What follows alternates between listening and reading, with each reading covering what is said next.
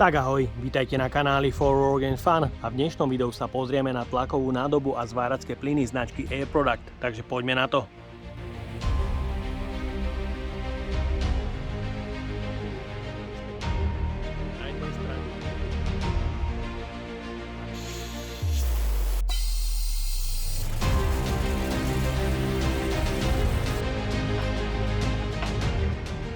Len prednedávnom v recenziách na rôzne zváračky som začal používať rôzne zmesné plyny značky Air Product, ktoré som do recenzie dostal na odskúšanie.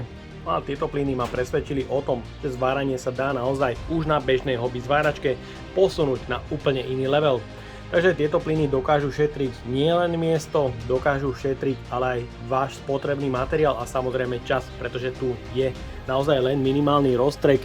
Pri zváraní hrubších materiálov môžete vidieť veľmi pekný zvar práve na tejto zváračke od Jessiku a z druhej strany je to klasické COčko, takže je to na vás a mnohí mi určite dajú za pravdu, že práve tieto zmesné plyny posúvajú zváranie na úplne iný level. Značka Air Product a ich zmesné plyny sú dostupné vo viac ako 30 mestách a vo svojom portfóliu produktov je naozaj mnoho plynov pre rôzne metódy a rôzne materiály zvárania, či už pre Migmag alebo TIG. Takže odskúšal som určite zvárať aj hliník, kde to s týmito plynmi naozaj nie je absolútne žiadny problém.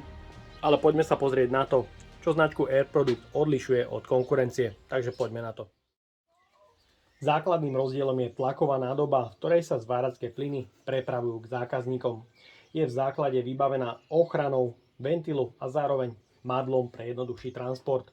Ventil stačí pootvoriť o pol otáčky a plyn máte v dostatočnom prietoku pustený pre zváranie. Ďalej je tu ako nadštandardná výbava už v základe rýchlospojka pre redukčný ventil, ktorý je rovnako špeciál. Takže nie je problém behom pár sekúnd zmeniť zvárací plyn za iný.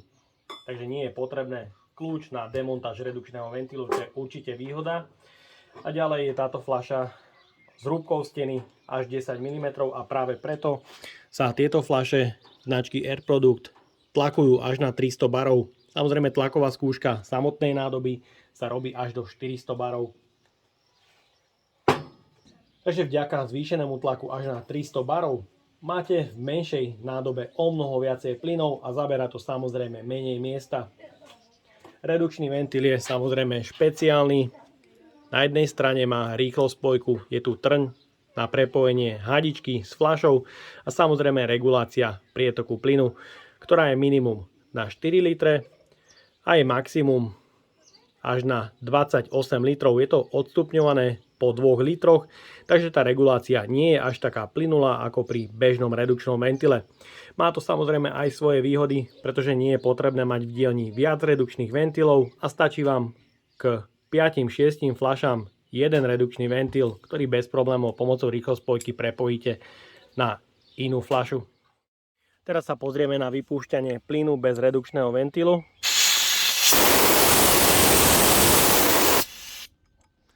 Ak by som ten ventil otvoril viac, stále viac a viac by to fúčalo.